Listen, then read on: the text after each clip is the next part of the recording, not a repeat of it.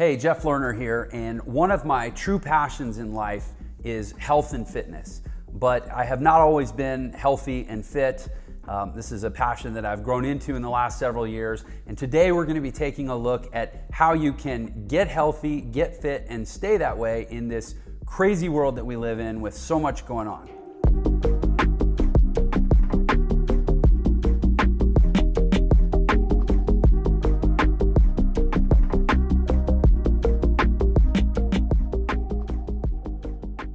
All right, so we're talking about health and fitness.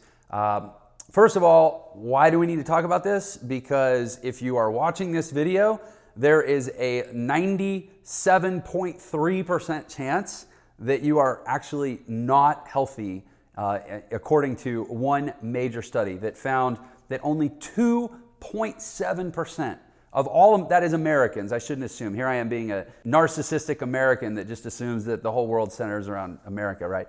But at least in America, only 2.7% of people don't smoke, eat a nutritious diet, exercise regularly, and have what's considered to be normal, healthy body fat levels. Just those four criteria.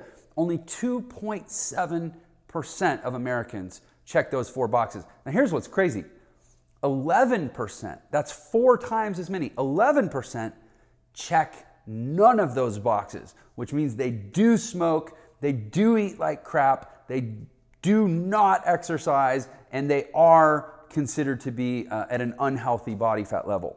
Guys, we have a serious problem. You know, in the world we live in, how do you do it? How do you actually get healthy and stay healthy? Why is it that people don't? That's kind of what I want to talk about. This is such a passion of mine, and it's a passion of mine for really pretty selfish reasons. Like, I want to feel good, I want to perform at a high level, I want to project well, I want to communicate well, I want to balance myself, emotionally, physiologically, psychologically. I want my breath to be efficient so that I can speak and shoot videos. Like, there's a zillion reasons that go way beyond just having a six-pack. Why life is way better when you're in good shape and you take care of yourself. And I think we all know that. So why don't we do it? Well, I want to suggest that a lot of us have just really some sort of flawed underlying beliefs that stop us from just doing what we know we need to do. The first of all is this concept of there's just not enough time.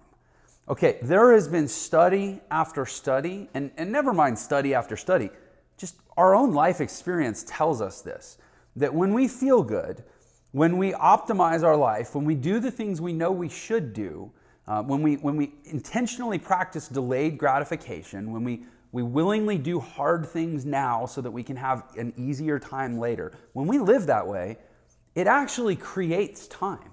You have more energy, you require less sleep, you're far more effective and efficient with the waking time that you have. You get more done. You check more things off at the end of every single day.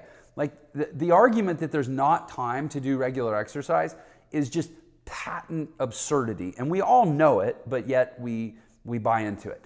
The second one is that, well, I just don't have the energy. Okay, that takes the absurdity of the time argument and literally puts it on steroids. Not having the energy to work out is a self-fulfilling prophecy. That's like saying, I'm not driving my car because I don't have the gas. Put gas in the car, it'll go. Put exercise in the body, it creates energy. Exercise doesn't deplete energy. Exercise creates energy.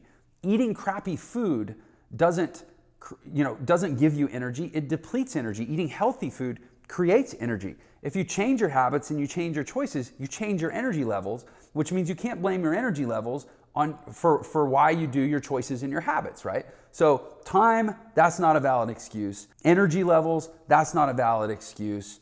People say I lack motivation, I lack drive, or shut up, I don't want to talk about it, or I was bullied as a kid, and so now I have low self-esteem and don't think I deserve any better. Like, I'm not here to trivialize people's excuses, and bear in mind, moment of confession, like, it is my single biggest struggle in this world is food.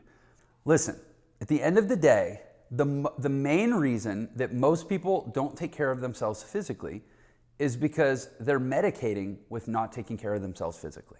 Whether that's medicating with food, whether that's medicating with cigarettes, whether that's medicating with alcohol, whether that's medicating with lethargy and self-neglect, or it's medicating with being stuck in codependent enmeshed relationships that keep us in a loop where we don't take better care of ourselves and strive for more in life. Like whatever it is, it's actually going to be at some level, it's going to be a form of addiction.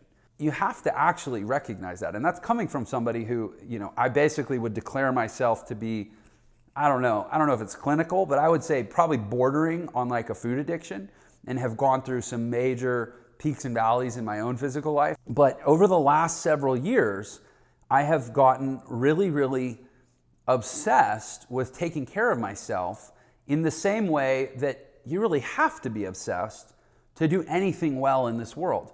And that's generally what I would prescribe to people. And it's not like I'm speaking about a problem that doesn't exist. Okay, 97.3% of Americans can't say no to crappy food on a consistent basis, can't say yes to exercise on a consistent basis, can't say yes to just a general set of habits that don't result in, excess body fat or even obesity, and they can't say no to cigarettes.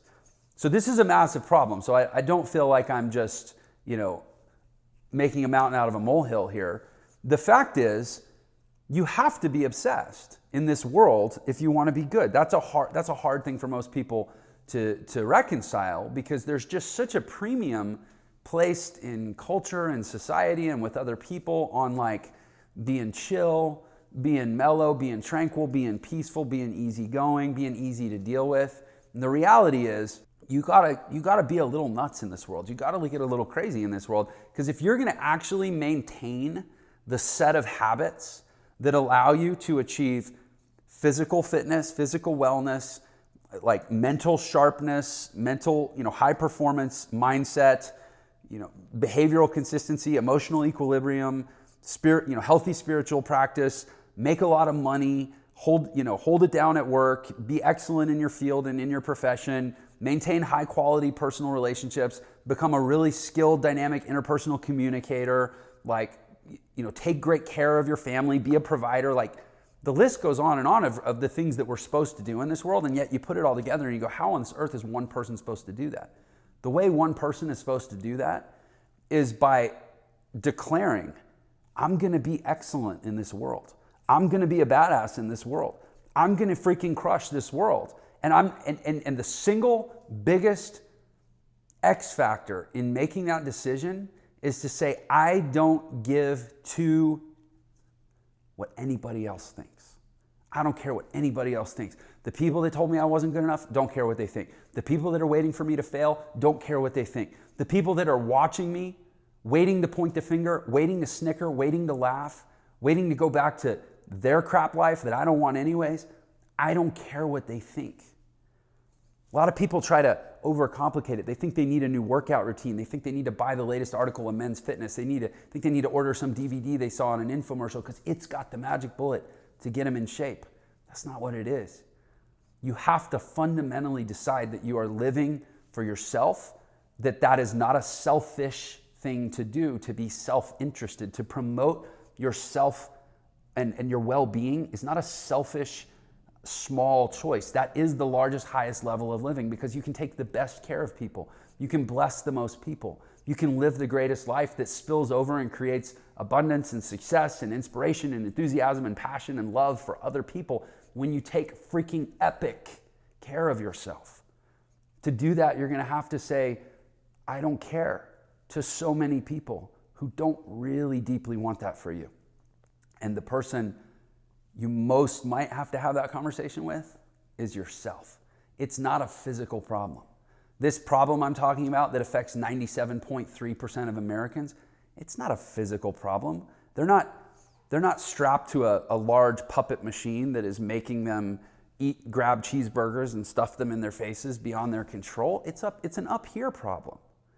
We have to deal with it up here. I think I started this video by saying that it was going to be about, I don't know, my daily routine or something. It's not about my daily routine. It's about my daily willingness to do this to all the people out there who want me to live less of a life than I live. That's step one. And step two is then to decide. Decide, I'm going to be freaking amazing in this world. And it's not about competition. It's not about comparison. It's not about being better than anyone else. It's about being better than the lesser version of yourself. Are you willing to do that? Are you willing to size yourself up in the mirror and stare at yourself hard and say, I see you in there, you slothful, substandard, inadequate person, and I am better than you, and I'm going to do better than you, and I'm going to be better than you, and I'm going to live better than you, and I'm going to start right freaking now. Are you willing to have that conversation with yourself? If you are, you'll be in great shape. You won't need to watch this video. If you are, you'll make great money. You won't need to watch this video. If you are, you'll have great relationships because you won't settle for anything less. And you'll learn the skills. Whatever the skills are, you'll backfill the skills. You'll make the decision to be in great shape. You'll backfill the skills. You'll backfill the time management. You'll backfill the commitments and the decisions. You make the decision to make great money. You'll backfill the skills. You'll backfill the behavior. You'll backfill the attitude. You make the decision to take better care of your family, to love your wife or love your husband better, to have deeper relationships with your kids. You'll backfill. You'll create the time. You'll learn the skills. You'll read the books. You'll do the work. It's about a decision. It's about a commitment. It's about a rejection of all the people and all the shit that life has dished you up to try to convince you that you can't or you shouldn't. That's how you get in shape. Catch you later. Go ahead and subscribe to my channel if you like this kind of stuff, and make sure to click the bell so you get notified of my future videos. All right, Jeff Lerner signing out. I'll catch you next time.